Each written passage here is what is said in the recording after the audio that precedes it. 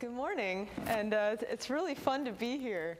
I haven't had the opportunity to make Ross my home the way that Kurt and Christina have, but I've been back several times now. And I also was at Tensta Gymnasium a few years ago when we had the conference there. That's actually where I met Antonio and Hannah Damasio, whom I'm working with now. So it's really lovely to see you all again. So this morning, Kurt did a wonderful job of setting up what I'm going to talk to you about. And I'd like to just start by saying I'd really like this to be a discussion throughout the day. You're more than welcome to interrupt me or raise your hand, and we can talk about what's going on. I know it kind of looks like a talking head in this format, but please, we can have a dynamic discussion about what this all means, because frankly, I don't really know. I'm still thinking about that, and I'd love to know what you think too. So what I thought we would do this morning is I would give you some kinds of information that are going to complement what you just already heard this morning, and also what you're going to be hearing tomorrow from Mark Brackett and what you're going to be hearing later from Bruno.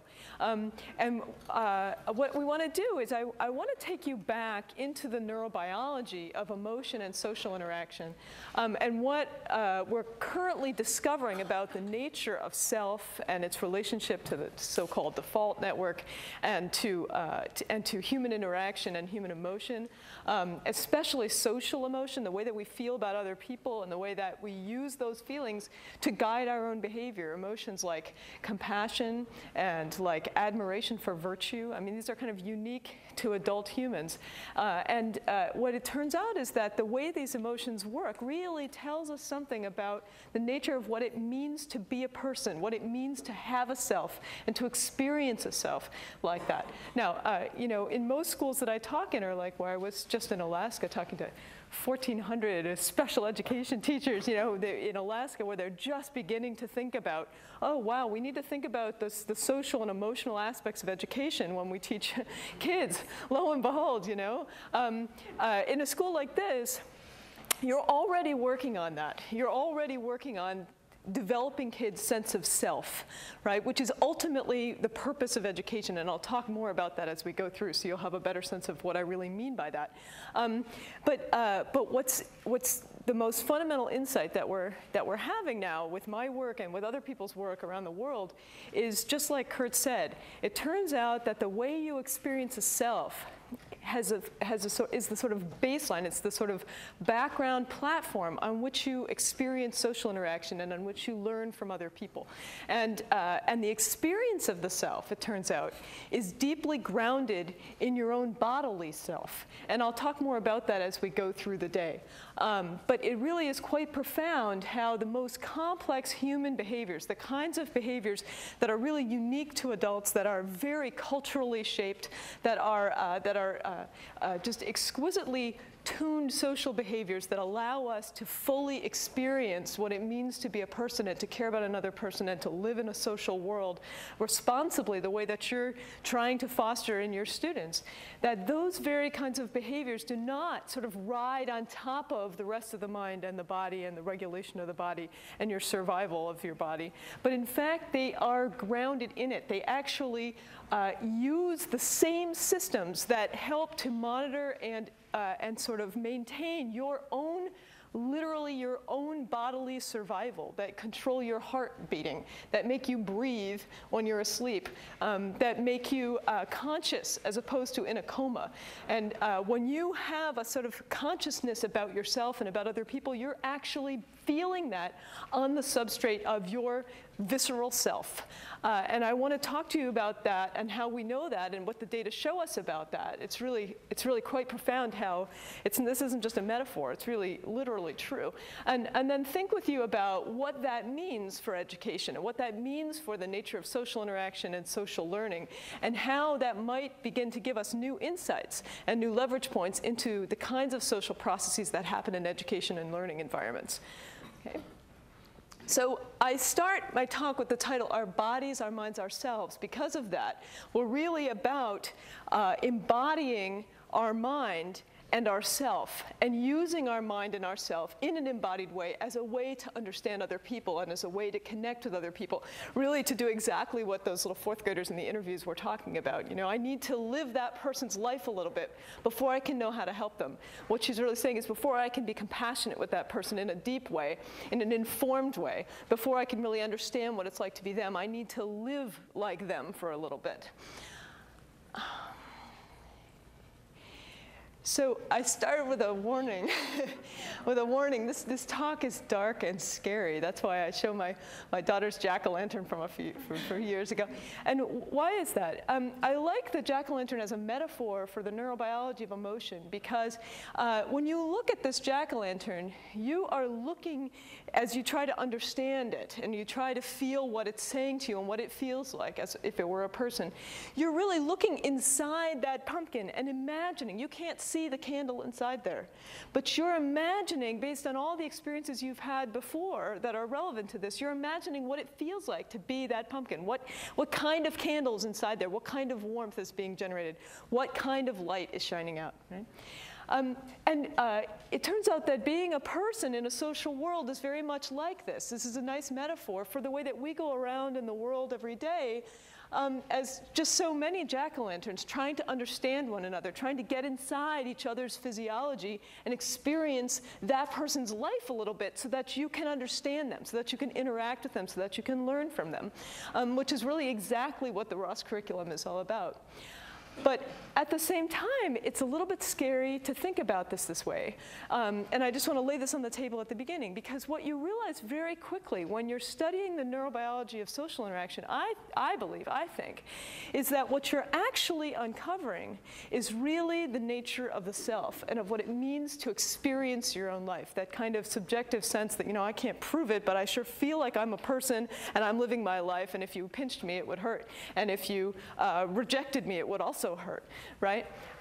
That kind of subjective experience of your own self, it turns out, when you begin to study that, you realize you're really getting into the very essence of what it means to be a human, what it means to be a person in a social world, which we all are. And sometimes that's scary to people because it can be interpreted, it can sound like a very reductionistic approach to understanding what it means to be a person. Like I'm trying to reduce the essence of me to a bunch of little spots on the brain. But in reality, that's not at all what I'm trying to do. What I and other colleagues are trying to do is to test basic hypotheses about the nature of the self, what it means to experience yourself and to have consciousness about another person on the basis of your own self. Basic hypotheses that tell us about the fundamental working of the system. Things like when you feel compassion for another person, right, for another person's social pain or another person's psychological situation, something that they know that's really irreconcilably mentally painful for them. When you feel that about another person, what kinds of networks are being activated in your own brain? And are they the same networks that would feel pain in your own body? These kinds of hypotheses, testing them in systematic ways using the technologies that we have and the limited, really, ways that we have of actually exploring what's going on in the brain, we can make inferences about the kind of system that it is. We're not at all trying to reduce it to spots. We're trying to make inferences about the kind of system that it is so that we can learn from that and use that to make new hypotheses in educational contexts, the kinds of hypotheses that would be testable given a curriculum like the Ross curriculum.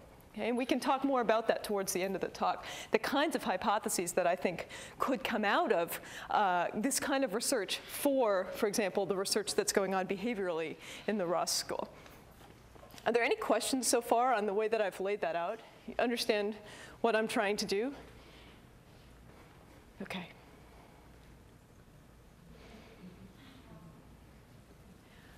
Okay, so I put up that picture. Some friends of mine, this isn't my family, this is a family we're friends with. And I always wait for a minute and you hear the little, right? What is that? That is, you know, from a neurobiological perspective, that is you changing the physiology of your respiratory system in response to a picture. Okay?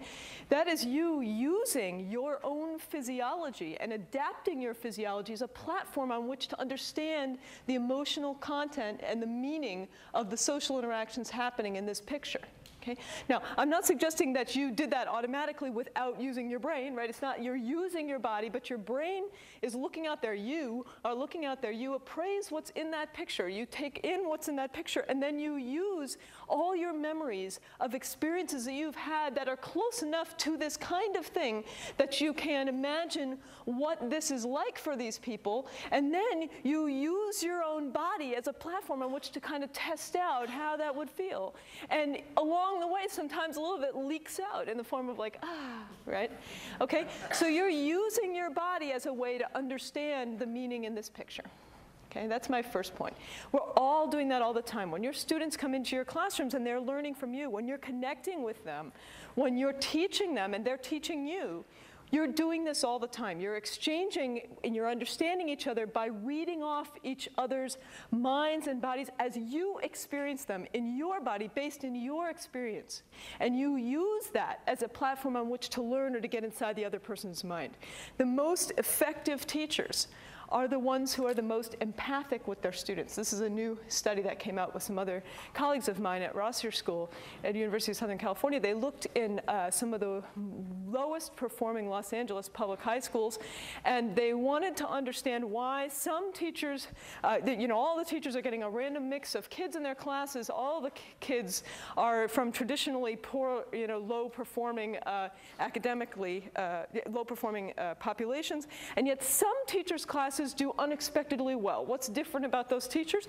Well, it's not, and I want to make clear, it's not that these teachers were necessarily more sort of touchy-feely or emotional with their students in the kind of outward sense. Some of them are, but some of them that's not their style. Some of them just aren't that way.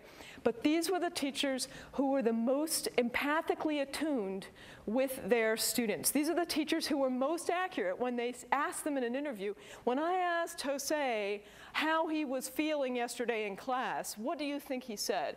And the teachers who were most accurate at knowing what their students were probably saying, those were the teachers whose kids were doing better, right? Why? Because as a teacher, your job is to vicariously imagine what's going on inside the mind of your students, to know your students well enough that you can actually get inside there and be them a little bit as a way to try to understand and change your own teaching to suit that, so that you can take that kid and lead them with you. Say, listen, I want to align myself with you. I'm the skilled one in this interaction, and I'm going to align myself with where you are, and I'm going to take you with me. And that is the job of a teacher or a parent. Okay, that's basically what you're doing.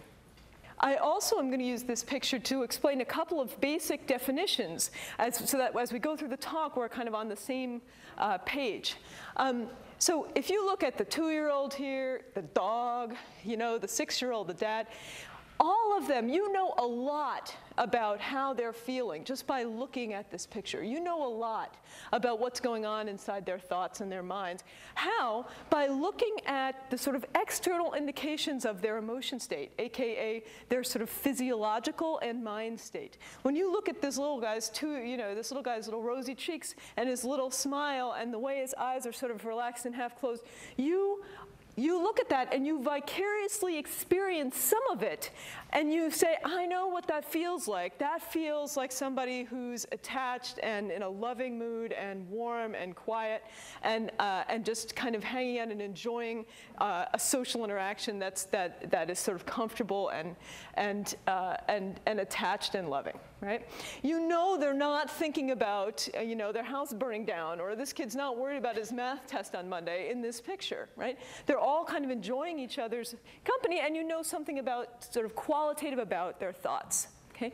So one thing that you could say from a neurobiological perspective is that these people and this dog are sharing an emotion state. They're all sharing a physiological state. All of their heart rates and their blood pressures and their facial expressions and the way that they're sort of physiologically functioning at that moment is very similar. They've aligned their physiologies, and along with that, aligned their minds as a way to engage in this kind of social interaction, okay? And they do that automatically. You don't have to stop and do it consciously. It can be completely non-conscious, especially in the case of the dog, okay? So you could say that all of these agents are sharing an emotion. They're sharing a physiological state and a mind state. However, the complexity with which, what as a neurobiologist I would call, they feel the state of their physiology, their ability to understand and experience the meaning of that interaction and their physiological and mind state within it, that is something that develops, okay? So you can imagine that, the dog, whereas it's experiencing this emotion, is not deeply reflecting about the meaning of it in a cultural sense, right? It just merely automatically feels this way when you put it in this kind of a scenario. Okay, with the people that it's attached to and that it loves. Likewise, the 2-year-old, the 6-year-old, all the way up to the father experiences, or we would say feels his emotion, feels the state of his physiology in his mind in a very complex, rich, culturally shaped way that reflects all of his knowledge about the meaning of this social interaction, about him as a father, as the person responsible for orchestrating this situation, for bringing these children into the world, for adopting them a dog, and for loving them and making them feel this way, right? And he feels all of that physiology in light of his knowledge about the interaction, okay? So, yes? Mm-hmm. This is an extraordinary photograph. It takes 2 developmental levels because the more old people are visually target consciousness, but if you look at the eyes of the dog and the 2-year-old, they're haptically sensate and totally embodied. They're actually feeling their state and not visually interpreting. So it's 2 distinct developmental levels. So it's an incredible photograph. Mm. Yeah, thanks for pointing that out. Yeah, it's just a random. My friend who took this, who's the mother of these kids, loves photography and just snapped this one day. Yeah, it really captures a lot about the richness of the developmental picture and also the shared aspects of the interaction that's going on. One more thing I want to say is just that you're using, just like I said before, you're using your physiology and your mind state as a way to make sense of what's going on in that photo. And as part of that, you actually alter your own physiology, as evidenced by some people's kind of sighs, right? You're changing your breathing as a way to understand this photo. But I want you to understand that it's not the photo doing something to you. It's you bringing your knowledge to that picture, okay? If I were to show this picture in Korea, for example, is there anyone here from Korea? No. If I were to show that picture in Korea, it's very likely that it would have a very different effect on the audience because it really isn't culturally appropriate for a kid to be snuggling his face against a dog there, for example. Or if I were to tell you, and this is not true, these are friends of mine, so I'm kind of ruining the punch, but nonetheless, if I were to tell you that this man is actually a child molester, right? Yeah, you get a, right? You don't get a when you look at the photo. It's the same photo, but you're bringing a different interpretation to it. You're bringing your knowledge to it and the richness and complexity of your knowledge, and then using that to evoke a physiological response as a way to understand it. Okay? So from here, we now can kind of lay out a definition, a neurobiological definition of what an emotion is. Because as the lay public, we have a lot of ways of thinking about emotion and feeling. And I just want to lay down what I mean when I say emotion and feeling so that for the rest of the day, we have a common definition to work from. So I'm going to unpack this with you slowly. What is an emotion? So just follow along with me, and I'll take each piece apart. From a neurobiological perspective, from an evolutionary perspective, and by evolution, I don't mean through time necessarily, I mean cross species, right? The dog versus the children.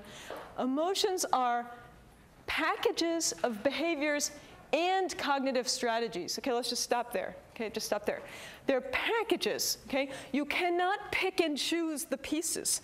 These things are completely induced as one thing, and they're not just the physiological reaction, they're also the mind state that accompanies that reaction. When you have an emotion about that photograph, or when you're the person in that photograph, you're actually experiencing that physiological change and the accompanying mind change. You know a lot about what those people are thinking about. You can imagine not the specifics of their thoughts, but the kind of thoughts that they're having, just by looking at the external manifestations of their physiology, which is what their emotion is. Okay? So they're packages of behaviors, and we know this also from really tragic cases of very peculiar, weird brain damage that can happen. And sometimes in neurobiology, we learn a lot from very particular cases that have very specific and very tragic but very weird things. And they can teach us a lot about how the mind is actually grounded in the brain. And there are a couple of cases now accruing in the literature that have been described by Antonio Damasio and now by other people, where someone came. There's this one guy who came. The first one came to the neurology clinic complaining that he was just guffawing with laughter at his mother's funeral, and he was absolutely devastated that his mother had died. He loved his mother deeply, but he could not stop laughing, right? And then as he's telling the physicians this, he suddenly just burst into uncontrollable sobbing. And he was saying, I don't feel sad right now necessarily, though I'm starting to because I'm crying so hard, but I can't stop crying. I know it's totally inappropriate. There's nothing sad in this situation, but I can't stop, okay? Tragically, this man died just a few days later, and on autopsy, they found that he had a very specific tiny stroke right in the region of his brainstem, which I'm going to show you later in my data, right in the region of his brainstem, which is sort of a convergence crossing point for where the brain and the cerebellum are sending signals down to the body, where it's sending down what turns out to be the package that plays out as an emotional response, okay? When you trigger, it's like a little puppet master pulling the strings in your brainstem. It all funnels down to these fibers densely packed and very, very specifically organized. And when they come down, you pull the string. This one is sadness, okay? And with it comes the whole package. You get the facial expression, the crying, the heart rate deceleration, the mood changes, and the cognitive changes. Along with that, you start thinking about other sad things. Or you get fear, you know? With fear, one of the earliest described emotions, you get the accelerated heart rate, the shift in blood flow to your limbs so that you can fight or flee or whatever you want to say. You get the facial expression, and you get the mindset thinking about how can I escape from this situation. In a place where there are fewer than one doctor for 16,000 people, okay, almost no access to medical care. And what that means is that many, many women give birth without even the benefit of a skilled birth attendant, even a midwife. They have nobody there. And when she was 13 years old, she saw her own mother and her baby sister die in childbirth. And she just felt completely helpless, like she did not know what to do. There was nowhere to get help, and she didn't know what to do. And they died right in front of her. And at that moment, she resolved that she was going to do something about this problem for other women, that she wanted to be a doctor who could help other people. But she had never even been to school. And about 2 years later, she heard of a family, a sociologist and an anthropologist from Cambridge, England, who had come to Sudan to do field research for 2 years with their two little girls, two school-age girls. And she walked to them and she said, I want to be what they call in Africa, I want to be your house girl. I want to cook for you and clean for you and shop for you, and I want to take care of your kids in the afternoon when you're not here. And they liked her and they hired her. And over the next 2 years, what she did was when those kids came home from school every day, she sat down with them and they did their schoolwork together with her. And over the course of the 2 years, as they explained what they were learning in school, they taught her to read. And they began giving her the fundamentals of an elementary education by doing their schoolwork with her. And the family became so attached to her that when it was time for them to go back to England, they offered to take her with them. And incredibly bravely, I mean, imagine how much courage it takes to just up and out of your culture, of everything you know, and move to somewhere where the climate's totally different, where the people look totally different in order to attain your dream, you know? And off she went to England, and the short of the story is that she went on through Britain to the British education system. She got an education. She went on to medical school, and eventually in Europe she became a fully trained and certified obstetrician gynecologist. And at that point, when she could have lived a very affluent life in Europe, she returned to her native Sudan, where she now operates a mobile health clinic for women in the most rural parts of Sudan and teaches them about prenatal care and how to attend childbirths safely. Okay.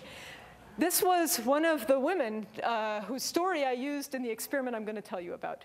And the experiment was an experiment about the most complex social emotions, okay? Emotions about other people and how they move you. Now, many, many people, when they're in this experiment with me, basically they come in with me for 2 hours, 2.5 hours, they sit in my office and tell them a whole bunch of stories, this one and a lot of others, that are all true stories based on the real lives of people in the world, and we talk about each one. It's on videotape and all that. We talk about each one, how it makes them feel. And many, many people say, oh, I admire her hugely. It's amazing what she's accomplished. It's incredible. I'm in awe of her. And then they immediately reveal what I'm going to show you in the neural data later, I think. Okay, this is my hypothesis, but I think they immediately turn it back around on themselves and they say, and she makes me want to be a better person. She makes me want to, wonder, what am I doing with my life here? Am I everything that I can be? Am I helping other people? Exactly the kind of emotions that you're trying to build the capacity for in your students, right? And it sounds like you're doing an exceptional job of it. Exactly that kind of wondering about what kind of person I am and judging the kind of person I am based on what I do for other people and how I fit into the world. So the experiment just quickly had several conditions.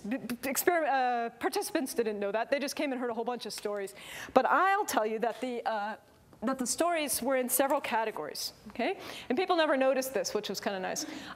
Now, let's think about how these categories are laid out. These are stories that elicit admiration for virtue. You just heard about one of those. And then because we wanted to test hypotheses about how we might or might not be using our own body, our literal own body, as a platform on which to make meaning and to feel the implications and to evaluate these social scenarios, we included conditions that were versions of these emotions that were really related to the physical body. So if you look at the conditions this way, you have compassion for social or psychological pain, admiration for virtue, both emotions, one reward-based, one kind of pain-based, that are about the minds of other people. And then we also have conditions that are compassion for physical pain. You see somebody break their leg in a sports accident or something, right? It's amazing what you can find on YouTube. Yeah, it's pretty awful, but all real. Compassion for somebody's physical pain or admiration for their skill, their ability to play the piano or solve a Rubik's Cube blindfolded, right? Where it's not, people don't say, I want to be her, I want to be that kind of person. They just think, oh, that's really cool, I wish I could do that. But I don't want to, it doesn't make me think about what kind of person I am, right? Whereas the emotions on the top, admiration for virtue or compassion for psychological pain, you hear about a terrible social or psychological situation someone's in, and people often turn it back around and say, it makes me really grateful that my family is not dealing with this, that I'm not dying of cancer, that I'm not, pregnant with Huntington's disease or whatever it is. Okay. And then because, and Kurt alluded to this earlier, because of the limitations of the technology, basically, we have to build in some kind of what we call a control condition. And you should always be thinking in your head, how does she do this experiment? This is a little meta comment right now. But so often, the lay public thinks that neuroscience experiments are kind of true, right? If it came out of a brain scanner, well, that's the truth. And the behavioral observations, the kinds of interviews that Kurt and Christina are doing, well, those are subjective. But this is real because it came out of a brain scanner, right?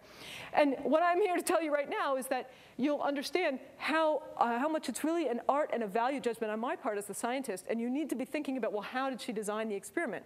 Because every neural result that I'm going to show you is actually the result of an implicit comparison between the effect that I'm interested in and something else that I think is an equivalent kind of thinking that I'm engaging the person in, but minus one feature.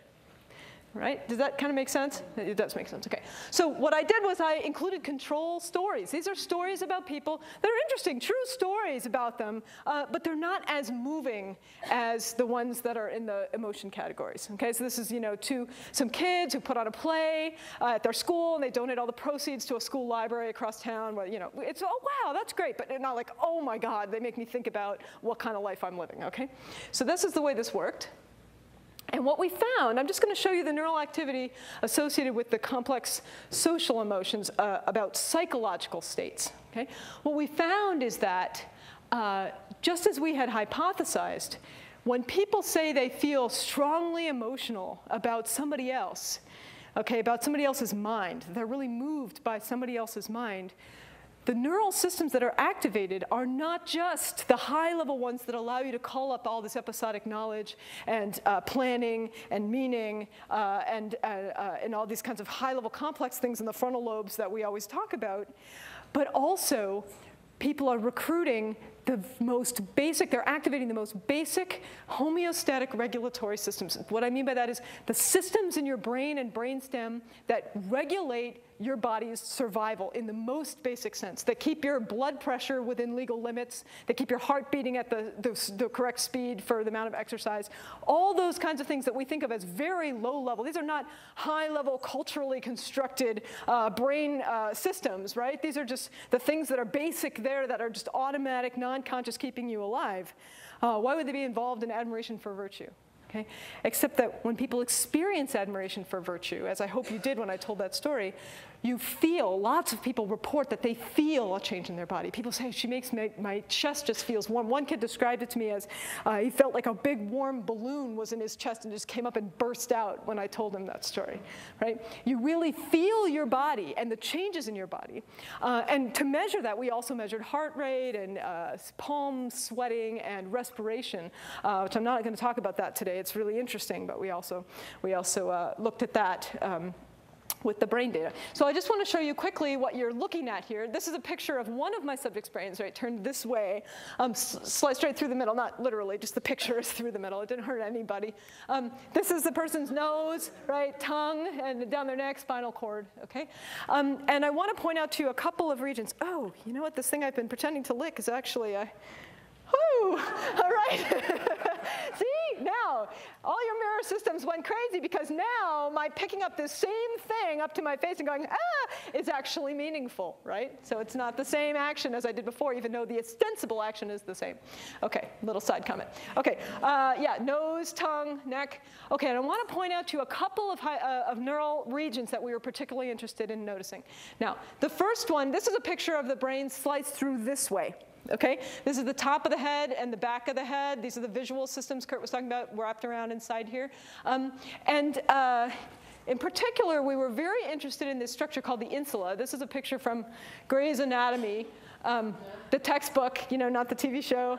I always say that, people always laugh. But yeah, we're talking about this piece of tissue right here, okay? What is this? It's huge. Think about the fact that there are two of them, one on either side of the brain. And when you pick up the frontal lobe, eyeball goes here again, right? You pick up the frontal lobe and the parietal lobe and the temporal lobe, and you look underneath there, there's this huge piece of tissue. Until about 10 years ago, we really actually didn't even know what it did. Okay? And now we're still arguing over what all it does. All that was known 10 years ago was that if you stimulate here in neural surgery, the person vomits. Okay? Now we know that it's not just involved with actual physical disgust and vomiting and nausea, but with moral disgust and vomiting and nausea. If you ask somebody to make a moral judgment about someone else's actions, about the ethicalness of someone else's actions, you get activation in the same part that makes you literally vomit. Okay? Really interesting, right? It's those kinds of hypotheses that neuroscience does allow us to test. We're not, like I said before, reducing these kinds of emotions like and cognitive processes like moral judgments to a set of spots. What we're doing instead is testing hypotheses about the kinds of systems that are involved.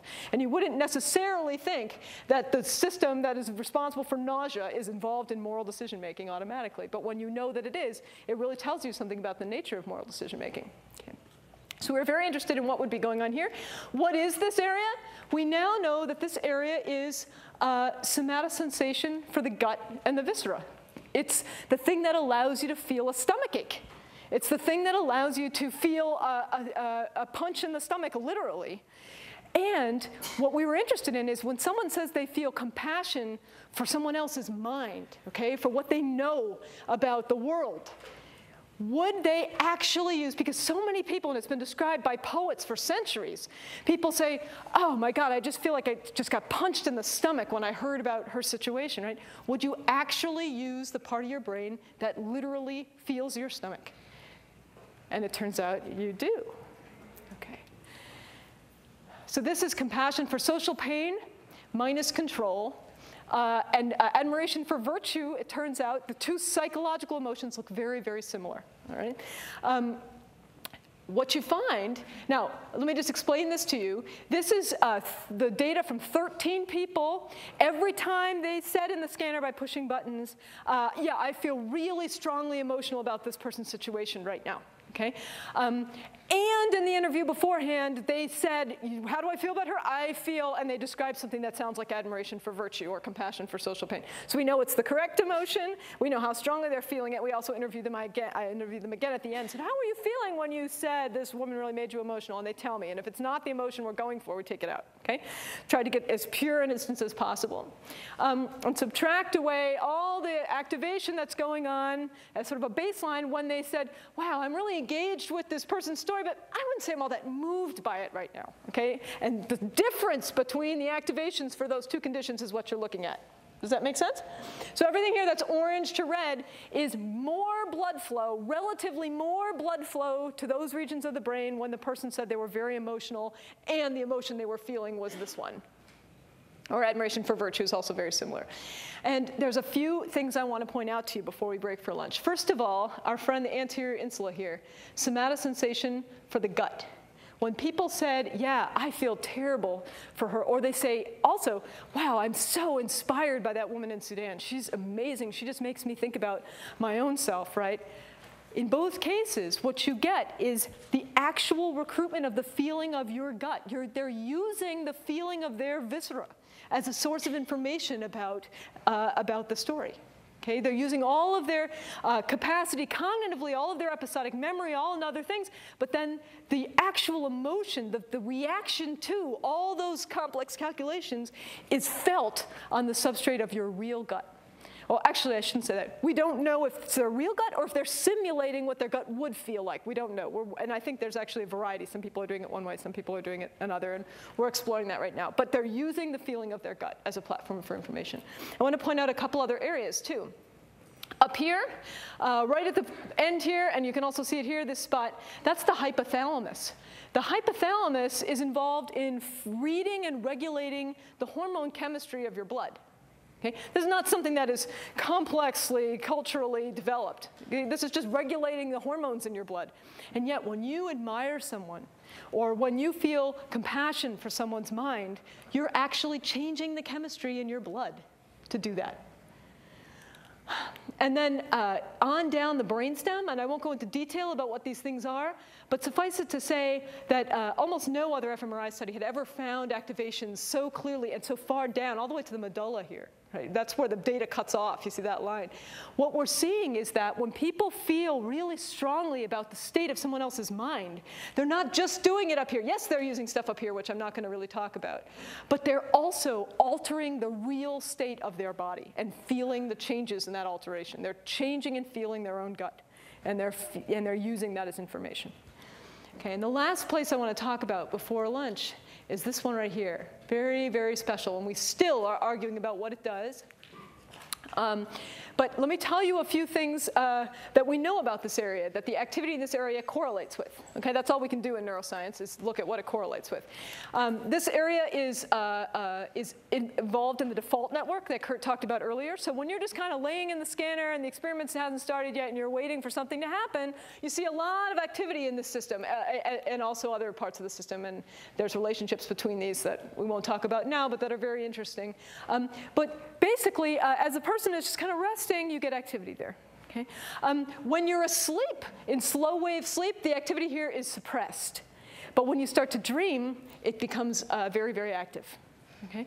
Or, for example, the amount of blood flow here, better than any other region in the brain, predicts how deeply anesthetized you are and how conscious you are when you're under general anesthesia. Okay? Or in Alzheimer's disease, when you start to get degradation in this area, that's, we think, when, up to this point, Grandpa was kind of confused. Maybe his memory wasn't quite accurate, but it was still Grandpa. When you start to get degradation here, that's when you really get the sense that he's just not him anymore. He doesn't really have a self anymore. Okay? Now, I also want to tell you that this area of the brain is heavily, heavily interconnected with areas all over the rest of the brain. All of the the places that you do long-term planning, that you do episodic memory, that you do evaluation of yourself in space and time.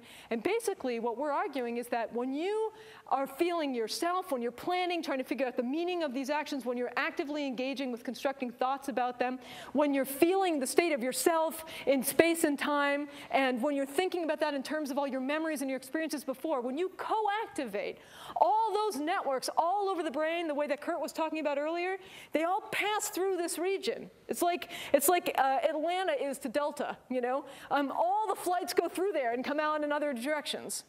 And what happens, we think, is that when you activate this region like that, that corresponds to this subjective sense of self. This is an area that is involved in the highest level construction of consciousness. Uniquely human consciousness, we think, the kind of consciousness that allows you to experience subjectively the feeling of being you. Now, don't leave here. I know this is just before lunch and you're not paying attention, but I just want to tell you one thing. Good, you laughed, so you are paying attention. Don't leave here saying that Mary Helen told me that the self is located in the posteromedial cortex, okay? You laugh, but people will go say that. Please don't. What this is not the location of the self. Instead, it's the place in the brain where when you co-activate everything else, your plans, your memories, your body in space and time, the feeling of your gut and viscera, and you bring those all together so that they're all being coordinated into one coherent set of thoughts, what happens is you get me, right? And we think that when you engage people in these kinds of emotions about other people's minds, what you're actually studying, and this gets back to that Jackolantern at the very beginning, the sort of scariness of it. At least for me, it's really kind of amazing. What you're actually studying is the systems that help us to experience our own self. That it turns out that engaging people in social emotions is a way to study their own sense of consciousness. How profound is that for teachers? Okay. So let's skip this part. Sorry. Okay. So the moral of the story, emotion allows us to use our knowledge in ways that are useful, right, and culturally appropriate. That's what it does. If you separate that, or you try to separate that from the cognitive so-called learning that you're doing in school, what you get is learning that doesn't transfer, that isn't meaningful. They're not add-ons that interfere with thinking. They're a foundational element of why thinking and learning happen. And they involve the body and the self. Okay, thanks.